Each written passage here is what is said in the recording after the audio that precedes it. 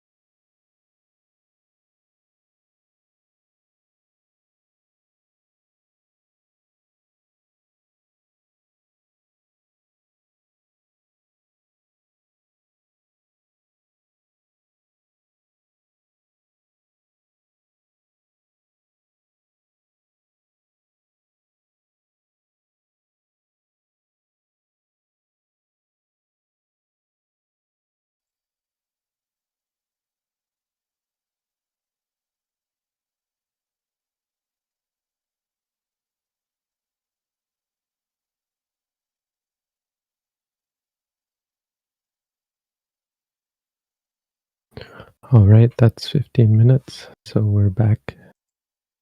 At this point, we'd ask that the only thing that be posted in chat are questions.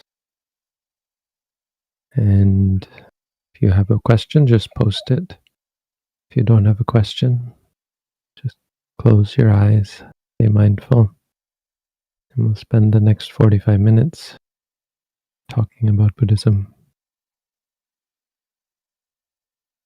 Thank you, Bhante. We do have questions. Is it enough for cultivating awareness to know you're breathing in and out?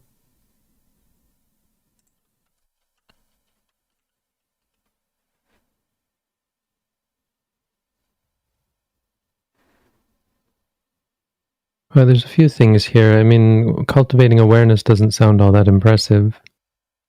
So, I mean, the word awareness is a bit ambiguous, but it's not something you need to cultivate because we're aware a lot of the times.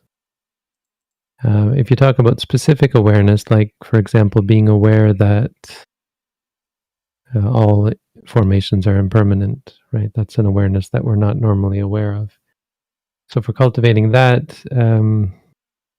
for most people, simply knowing you're breathing in and out isn't going to be all that effective.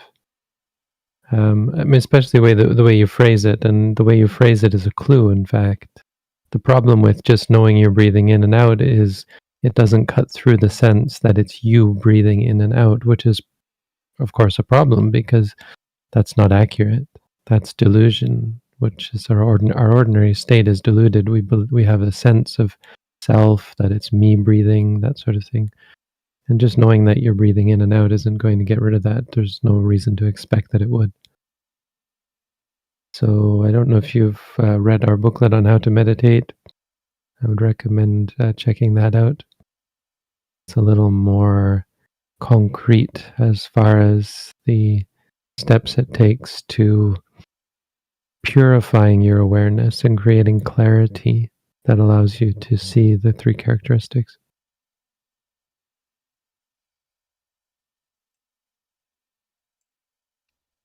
How can you help a partner or family member who's depressed but doesn't want to meditate? Other than being a good example for them, is there anything you can do other than being mindful? Yeah, no, unfortunately, you are your own refuge, and people have to do their work themselves. For close family members, there seems to be a sort of a pull or a potential for a pull where your purity pulls them towards greater purity. I mean, it works just like if someone goes down a bad path, they often drag other people with them. The same goes with bettering yourself. If you become a better person, the people who are closest to you, well, they either become less close because of their inability to relate or harmonize with your new self, or else they become more like you. So they become more inclined towards meditation. It tends to be a sort of a division there as you change. If you have some sort of radical change in meditation, or mindfulness tends to be a fairly radical change, there tends to be that sort of a split where some people become closer and others drift away. But is there anything else you can do?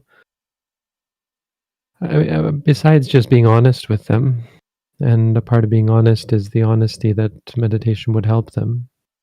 So rather than trying to pull them yourself, which doesn't usually do any good whatsoever, just laying it out and being blunt and honest, and anytime they complain, you can remind them that there is a option open for them that really would help them. The more honest you are, when you're honest and you give people the opportunity to cultivate initiative themselves instead of forcing it upon them, which takes the agency away from them. If you give them the agency and let them make the decision, that tends to be more fruitful.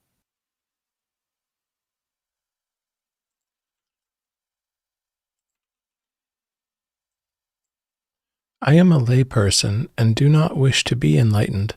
However, I do wish for a more peaceful life and rebirth. Should I focus on cultivating the brahmaviharas, jhanas, rather than dry insight noting?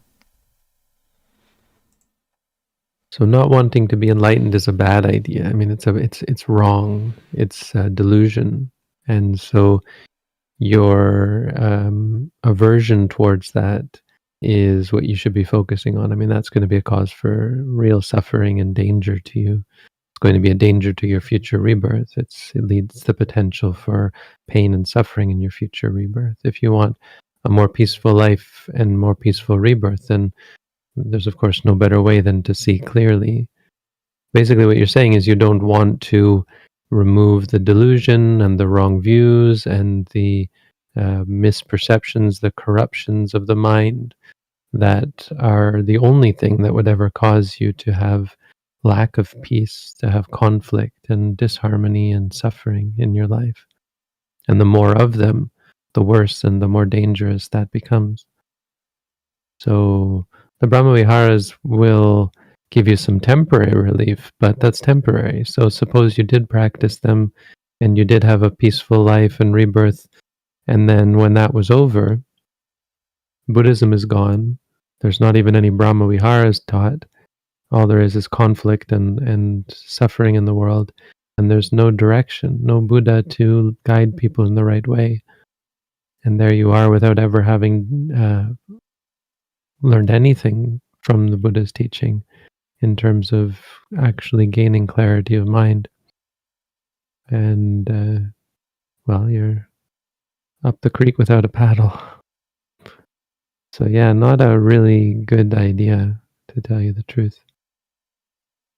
I mean, the way you phrase it, dry insight noting, sounds like you're kind of maybe have a negative perspective on the practice that we do. That's not how I would categorize what we do. What we practice is vipassana, which means seeing clearly. And the way to see clearly is through the practice of what we call sati, what we call mindfulness. And that involves a mantra, which is just a way of reminding you and focusing your attention on an object.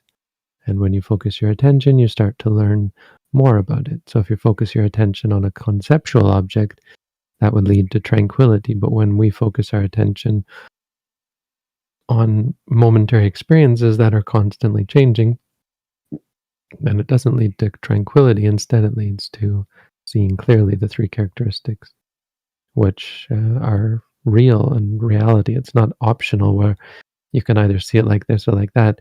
It's seeing what really is the truth. And the two options are to be ignorant and cling to things as stable and satisfying and controllable when they're not, or to see that they're not and to let go of them and to live independent. And if you can live independent, you'll find much greater peace and happiness in this life and the next, of course.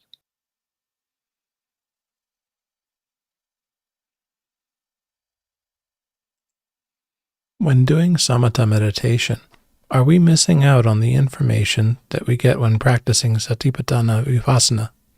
Is it important to know the types of experiences that we note, or only to see the three characteristics? It's only important to see the three characteristics, but that is what you're missing out when you practice samatha meditation. You won't get the clarity of the three characteristics that you would get from practicing Satipatthana vipassana. Samatha meditation, that's because samatha meditation takes a concept as an object. It's a mental creation that then is stable or appears to be stable, satisfying, and controllable. That's how it's perceived. The control is what's important in samatha, the stability.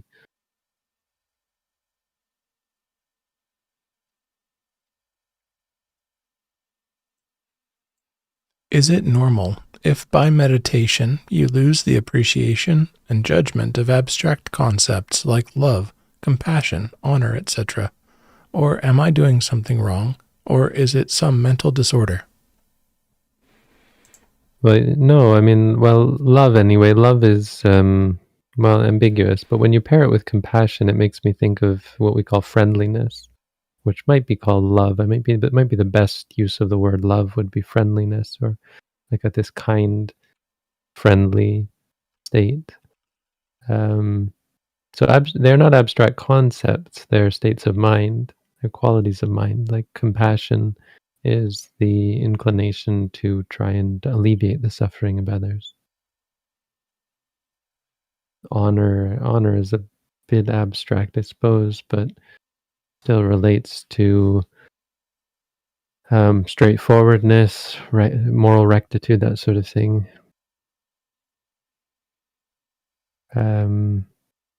Yeah, I don't know what to say. I mean, by meditation, you do learn, or you do lose some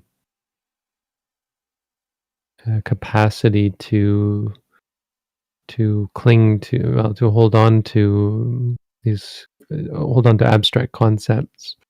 Maybe not the ones that you mentioned, but you tend to be more in tune with actual experience. So you're more in tune with the truth of of a situation. It's a situation with another person, the harm that you cause to them, the harm that they cause to you. It's more clear to you, and so there's a greater propensity and capacity for love, for compassion, and honor. All of these things are, I would say, not abstract. They're much more related to one's ability to see clearly and see the suffering that comes from the opposite, from hatred and cruelty and dishonor.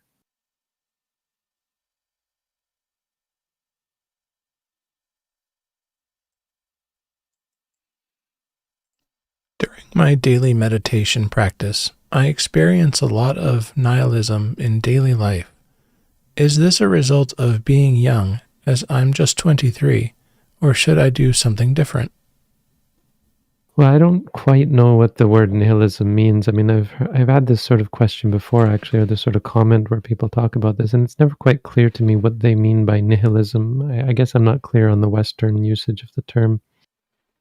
Um, but regardless, it's not important because that's just a word, right? And it's just a concept. The question is, what are you actually experiencing? Because no, you don't experience nihilism. You experience something that you you call nihilism. So what are you actually experiencing? And it's usually some form of disliking, or it can be fear, it can be depression, it can be sadness, it can also be liking or attachment, desire. You can have desire for nihil, for nothingness, for non-existence, that sort of thing. So the question is, what are you actually experiencing? It's got to be some sort of actual experience. You don't experience nihilism, you experience seeing, hearing, smelling, tasting, feeling, or thinking. Here it's probably a lot of thinking, and maybe some mental activity like I don't know, there can be nothing, there can be a feeling of emptiness, or that sort of thing. But then there's also the yearning for being more full, so you see the emptiness as something negative, that sort of thing. And just actually practice mindfulness and try to focus on the actual experiences. You'll be able to break it up. It's important not to put these sorts of labels, or these sort of abstract labels on things. Try and actually appreciate the moments and what you're experiencing in this moment and this moment and this moment. That's what you should be doing. I don't know if you've read our booklet, or if you're doing the at-home course, you might consider taking up the at-home course. We got lots of empty slots.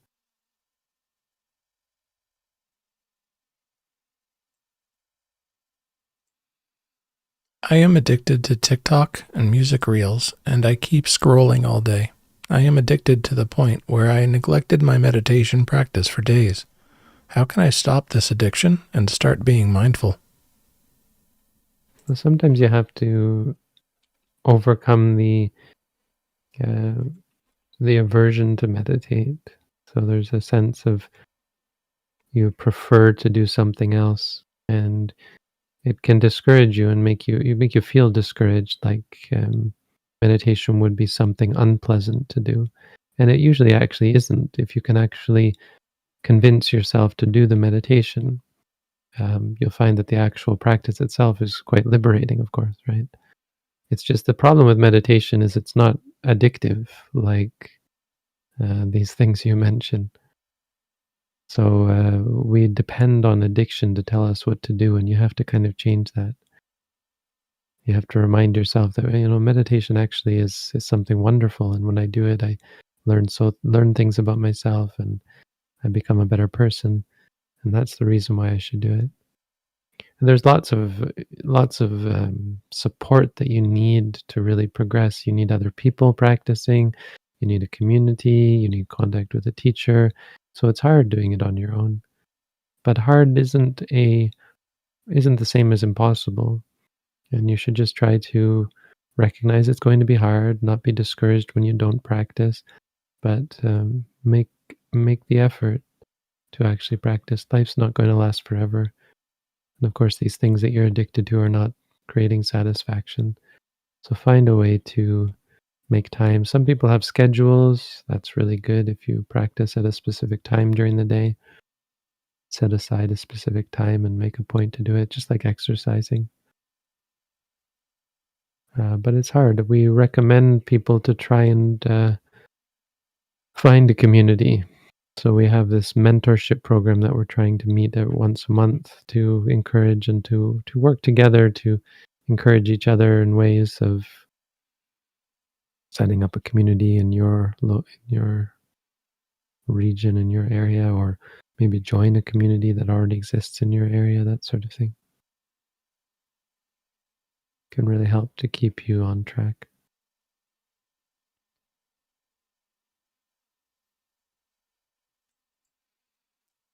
It's not intentional, but is it bad karma if I bike or run, etc., since bugs end up dying? I sometimes see them a split second before unintentionally trampling them. Would it be better to do it indoors?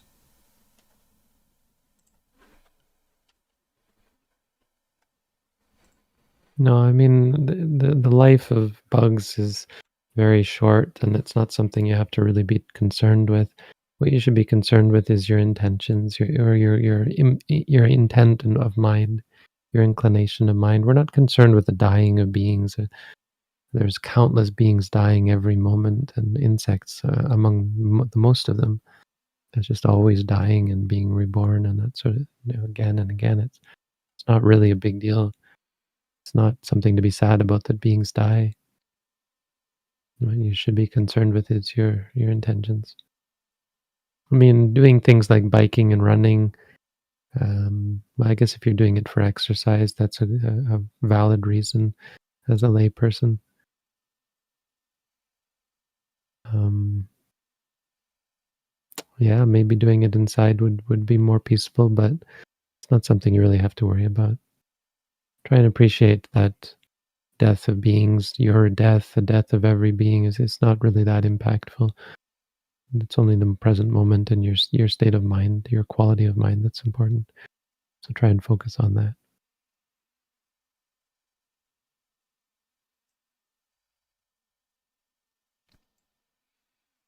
Thoughts are karmically potent. Are mental formations on concepts studying nature, such as quantum physics, neuroscience, unwholesome? Does this create attachment, ignorance, or delusion necessarily? Thoughts are not karmically potent. I don't know whatever gave you that idea. Um, so, um, studying nature, such as quantum physics, neuroscience, they don't. Well, the first thing is that it's not just that they create. They don't create, or it doesn't create attachment, ignorance, and delusion. But it generally comes from those things. The only reason why you would study those things is out of delusion, because it wouldn't be something that an enlightened person would study, or them having no interest in it or no reason to do so. So it would be because of those things that you study those things. That being said, as you continue to study them, because they are not related to the path, there is a potential for you to cultivate and grow more attachment, ignorance, and delusion as you're studying those things. But it's not the thoughts themselves or the studying itself that causes those things.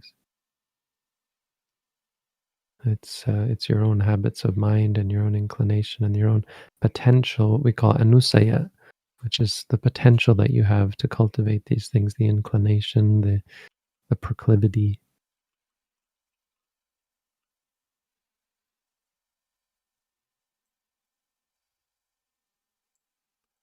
How does one not get depressed by seeing the three characteristics?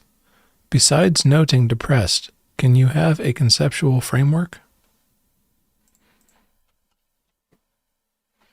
So you get depressed because you don't see the three characteristics. That's the whole thing. We get depressed because of not getting what we want, thinking that there's something that is stable, satisfying, and controllable.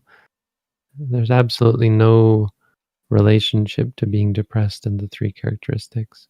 Now, that being said, if you intellectually contemplate the three characteristics, that can make you depressed. But why it makes you depressed is because what you want and what you are looking for and what you are heading, seeking out is something that is stable, satisfying, and controllable. So it depresses you that you can't get that. And through seeing the three characteristics, we're realizing that, oh, yeah, these things that I thought I could get that would be stable, satisfying, and controllable are not that. And when you do that, then that changes that. There's no potential for depression because there's no expectation. The thing is that um, being independent, being free from dependency on things that you expect to satisfy you is a different kind of happiness and peace. But I mean, it's real happiness, real peace.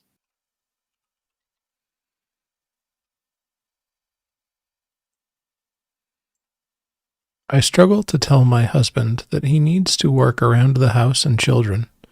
He doesn't want to do that, and we end up fighting. How can I avoid this vicious cycle?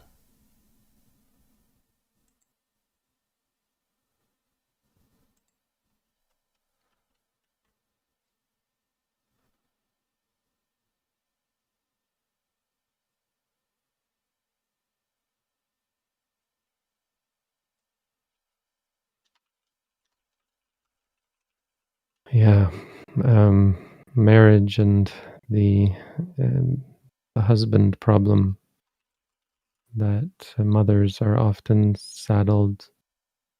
and wives are often saddled with the lion's share of housework, which is underappreciated and under-recognized, trivialized, brushed off, and ignored. And there's this thing called weaponized incompetence, where the husband will often, or the man, or let's say the husband, will often feign an inability or a lack of capacity to do housework, an incompetence that they can use to as an excuse not to have to do it. So those sorts of things. Yeah, this is, I mean, not really a Buddhist question. It's more of an issue that feminism tries to deal with. But I mean, I see the good in feminism as a Buddhist, and I can point out the similarities in terms of appreciating the negativity, the unwholesomeness of that. I mean, this is laziness. It's um,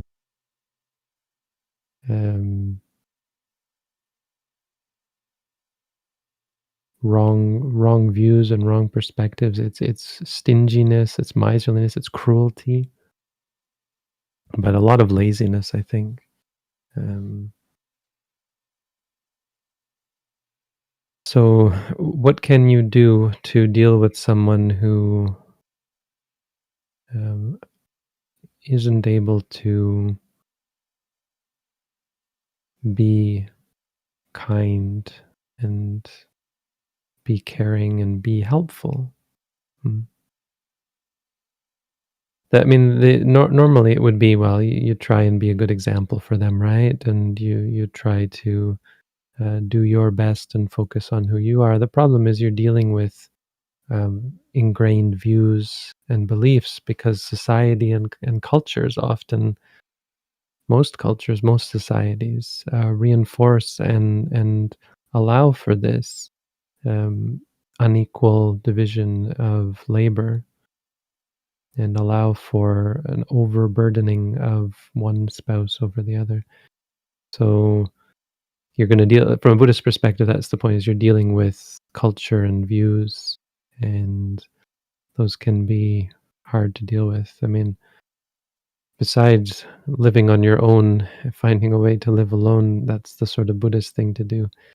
Marriage should be a partnership. I mean, it's okay to have different labors. Suppose one person goes and works in the world, like the traditional family of a husband who works and a wife who stays at home. It's still not always going to be fair because, of course, the being stuck at home is often can be unpleasant, especially when you're stuck with children. But um, at the very least, there should be a division of labor where it's clear that neither partner is working more than the other. I mean, it's a partnership, right? I don't know. I mean, the sorts of things you could do: go to marriage counseling, help help to change views. This may not sound much like Buddhism, but I believe that it is. No, because it's about views, and so marriage counselors, because of what I would agree with some of the new um, perspectives on things, where people where there's an awakening to the injustices, the fact that there is a very real imbalance in these sorts of things. I mean, there's lots of societies, of course, are going to be full of problems. Um, it's called systemic violence, I think is the word. What is the word? There's cultural violence, there's physical violence, and then there's structural violence. Structural violence that is not it's probably the worst, the most underappreciated form of violence because it's invisible. There's no person committing the violence. It's just the structures of society, racism, sexism, ageism, ableism, lots of these things that are pointed out by people who are seeking social justice are very real. I mean, it's real structural violence, and it exists in all societies to varying degrees, and it's something that we should address. So, from a Buddhist perspective, I mean, that's not Buddhist perspective. From a Buddhist perspective, this is related to the acts that we have done, the cruelty that created these systems, the ignorance, the bigotry that created them, um, are now bringing about the effects, and it's much more like a cycle where those people who are oppressive in this life will be the oppressed in future lives. That goes for all these things. People who are cruel and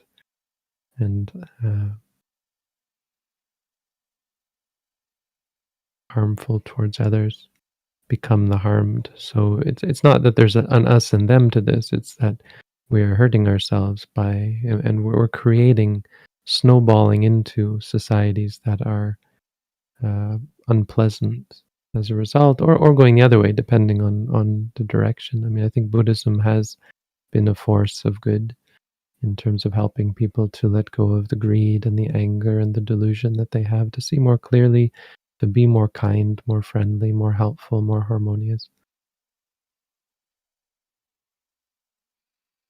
I mean, I guess if someone is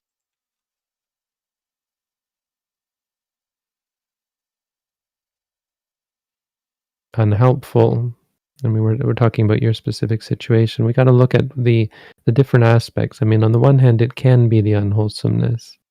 Maybe they are just lazy. Maybe they are cruel and um, maybe they are bigoted. They think you're the woman, you have to do all the work, or that sort of thing. But it can often, as I said, often just be culture, and then marriage counseling. And before I got off on that tangent, I was talking about how marriage counselors, I would think you can find ones that uh, have an understanding of some of these issues around structural violence and how you have to work to change your views. I mean, where your husband may have to work to appreciate and to even realize that, oh yeah, that also is work and it counts. And making you work 12, 16 hours a day is unfair. I mean, it's cruel, and it's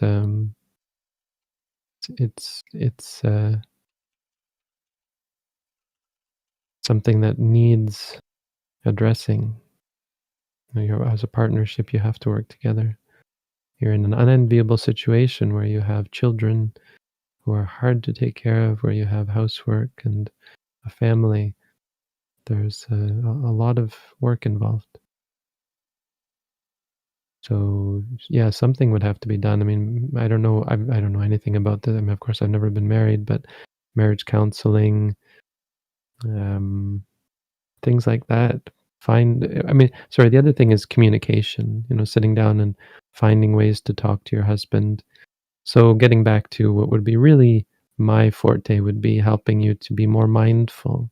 Not saying that you're not, but if you're more mindful, and the more mindful you are, the better you are able to talk to people and to help them see the truth and realize that they are causing stress and suffering by their activities or by their inactivities. And it would help you from getting angry. It would also make you more patient. I mean, sometimes you're in a state of servitude where it is unfair and you do more work than other people, but mindfulness also helps you be patient with that. You don't have to pretend that it's fair, but you also don't have to suffer from it. You can work much more than other people in ways that seem problematic, but you lose a sense of fairness. You get a sense of reality, where this is my reality. And in the end, if you can't get through to other people and help them find a more harmonious way to live, then eventually you drop them and you just work on yourself and you make yourself a better person. So it often feels like this sort of advice would often be rejected because it feels like you're letting people walk all over you.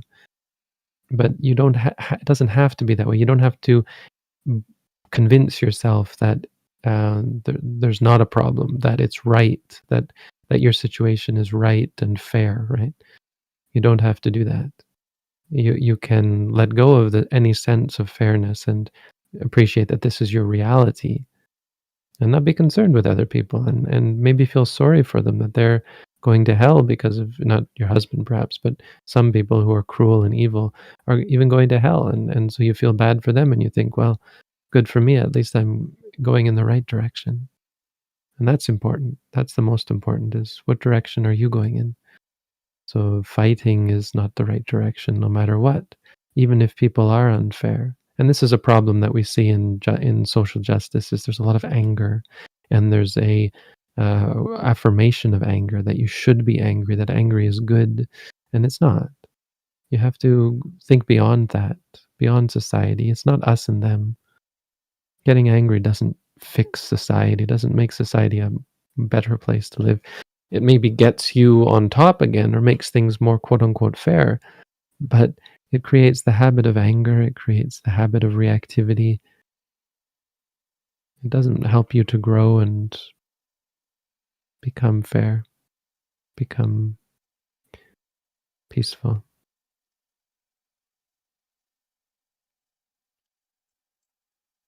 Is it harmful in some way to meditate without first having strong sila and right view?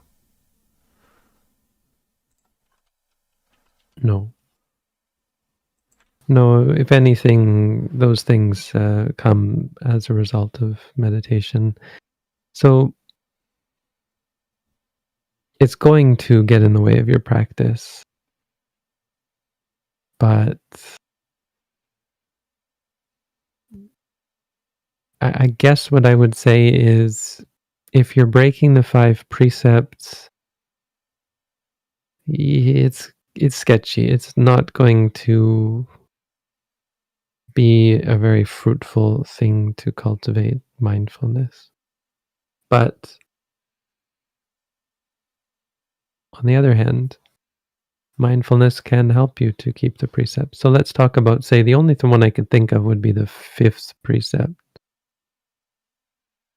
The other four, unless you're like a kleptomaniac or a compulsive liar,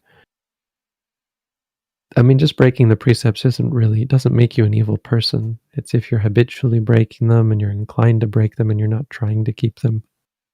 If you slip up and break a precept, that doesn't doom you or prevent you from practicing. So when you talk about having strong sila and right view, no, that's not expected.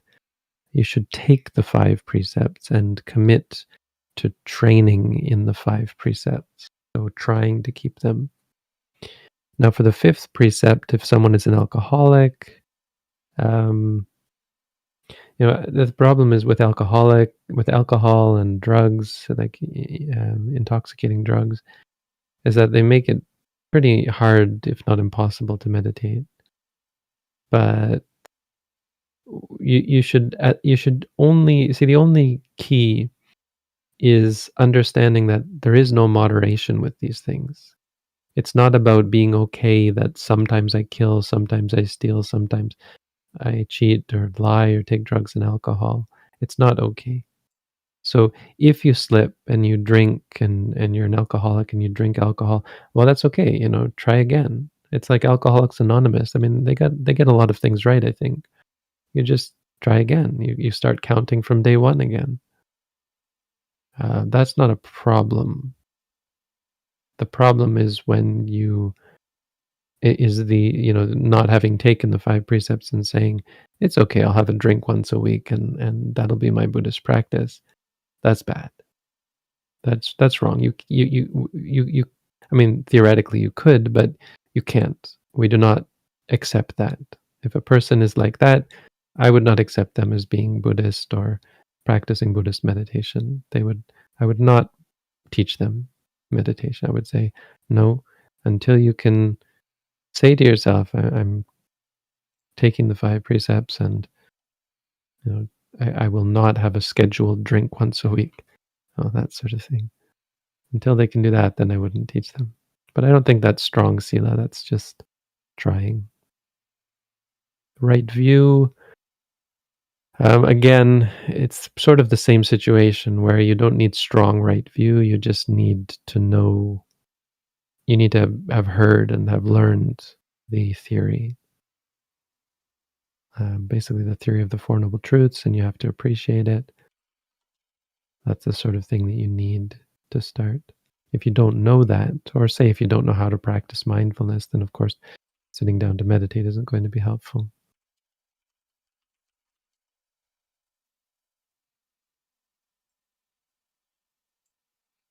Assuming a situation where, due to some bad past actions, someone is in a situation where he is always on the run from authorities or has legal troubles, a lot of anxiety, do you have any advice for meditation?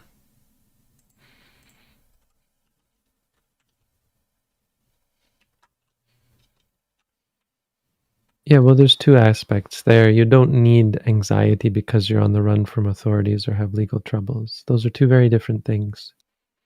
Being on the run from authorities or having legal troubles,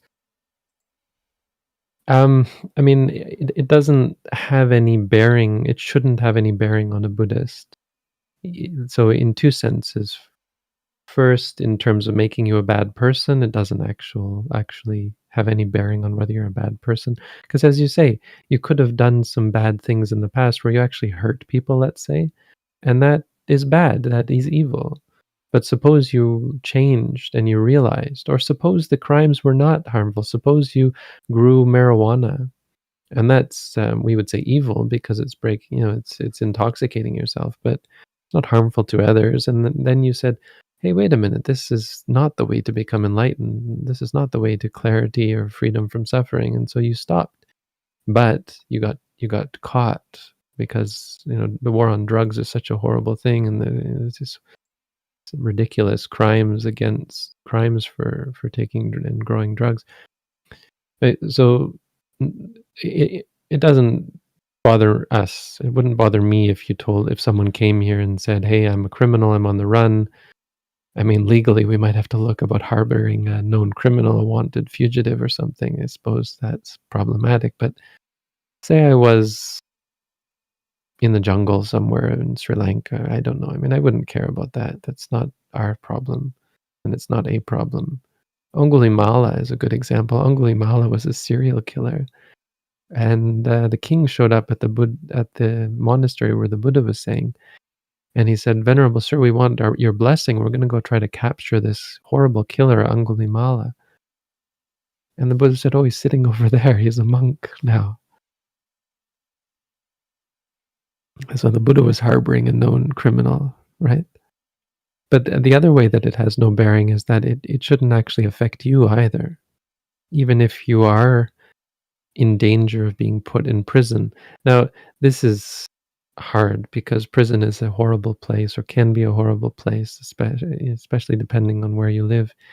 And so it can be a very challenging, let's say, to say the least, even to put it mildly, environment. But it's still just your experience. And it's not that you should be complacent about going to prison. It's that it may be the reality that you do end up in prison. Now, that shouldn't cause you anxiety, because the anxiety doesn't make it less likely for you to go to prison. It doesn't help you if you do go to prison. It doesn't make it any better. It's not a good thing. Anxiety will never help you.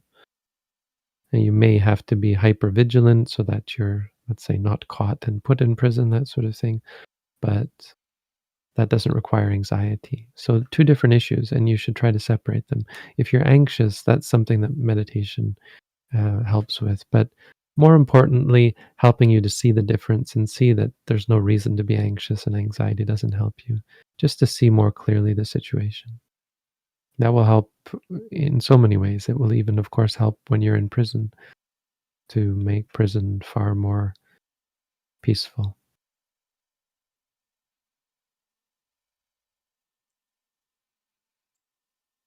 When meditating, sometimes it triggers anxiety on how unrelaxed the breath seems.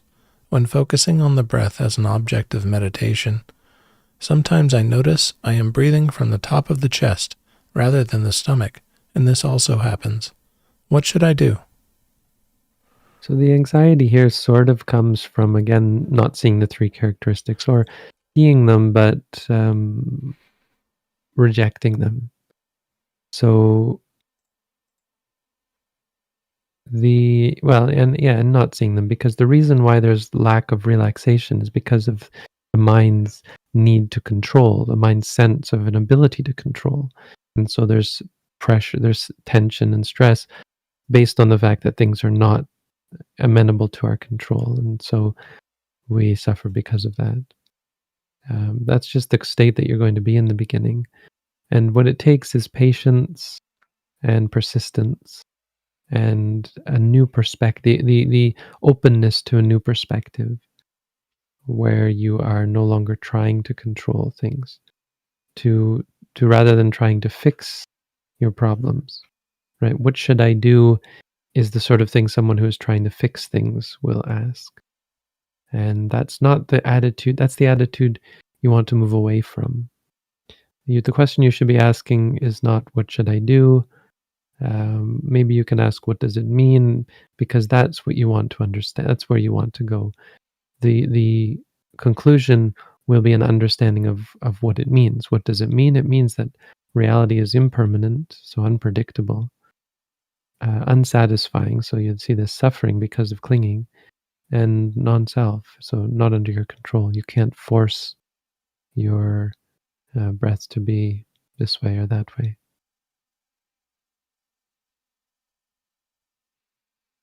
So try and just be present with it and get a sense of what it means. Not intellectually. I wouldn't actually worry about too much about what it means. I'm just trying to say that's what's going to happen. You're going to have a better grasp on the way it works and the way it doesn't work. And you'll stop trying to make it work the way it doesn't work. So you'll stop fighting with it, stop trying to fix it or control it or that sort of thing. But you can't control, you can't force yourself not to force. So you just have to watch and learn. That's all you're doing. That's all we're doing. It's the biggest mistake that meditators make in the beginning that they eventually work out. But the biggest mistake is, what's next? What do I do? And there is no next. All you're doing is watching, learning, becoming more familiar with reality. And that's the perspective you need. Just keep watching.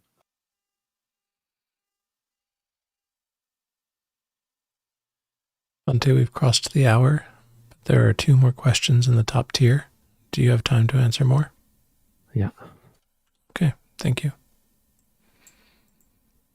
How do we deal with making choices such as choosing clothing, meals, work, after seeing the 3 characteristics? Beyond wholesomeness, what do we base our choices on when preferences fall away? Well, you're talking about an arahant. So what does an arahant do? Not much. Arahants sometimes just die. They just pass away because they have no choice. If they're not a monk, that's supposed to be what happens, is they just pass away. They just let go. But that's an arahant. I mean, it's so far removed from you, probably. I mean, I don't know you, so I'm assuming if you're statistically average, well, maybe that's not fair, because asking this sort of question doesn't make you statistically average. So far removed from, well, still probably from you, even if you are asking this question. So like a sotapanna, a sakadagami, an anagami, they all still have some sort of agenda. For an anagami, it's almost nothing, but there still is a sort of a sense to what they do, and a sense of becoming, that will lead them to be reborn in the Suddhavasa, the high Brahma realms. But a Sotapanna can still get married. They can still have children. They still, of course, have desires and aversions. And those are mostly what cause us to make choices. For an arahant, so one of the things, and it's what I'm not mentioning, the big thing that I'm not mentioning is doing things out of wisdom and doing things out of understanding. So the wisdom of, well, let's say an arahant, causes them to do and say the right thing at the right time. It's just clarity, and it's just because of their situation. They are natural. It's like, why does a stone make a noise when you drop it on another stone?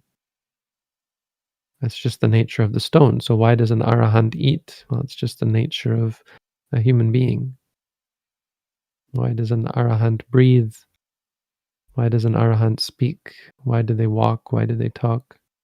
It's like the reason why a stone makes noise when you drop it. It's just natural. Of course, a human being is far more complicated than a stone, but that's the idea, is an arahant has returned to nature. They are just very natural, and their body and their mind work in a very natural and peaceful and harmonious way. They don't suddenly become zombies. That's it's nothing could be farther from the truth. They're suddenly free from being a zombie. They have clarity and freedom.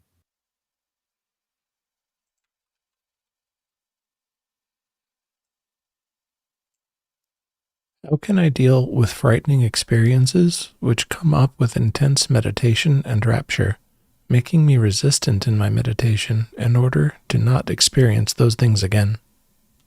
So there's no such thing as a frightening experience. You'll hear me say this a lot, this sort of thing a lot.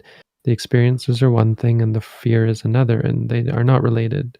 It's just out of delusion and ignorance and misperception that we give rise to such reactions. Fear of the unknown, that sort of thing. It's just a reaction.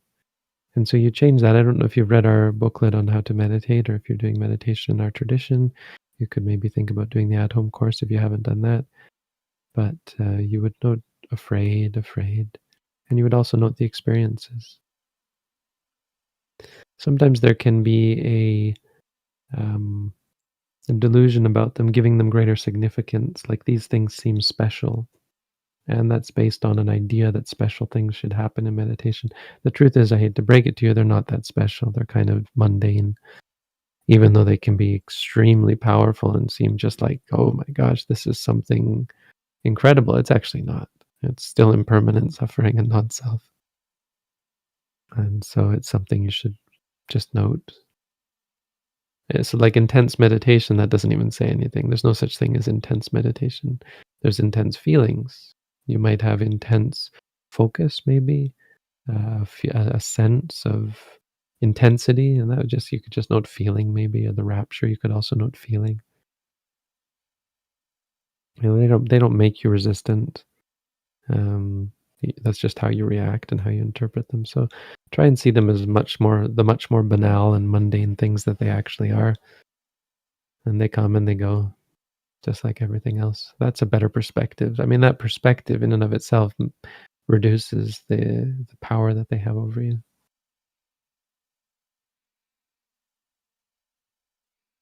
Thank you, Bhante. That's all the questions we were prepared to ask today. Okay. Well, thank you all for your questions. Thank you, Chris, for your help, and Jim for your help. Of course. Have a good week, everyone. I wish you all peace, happiness, and freedom from suffering. Sadhu. Sadhu.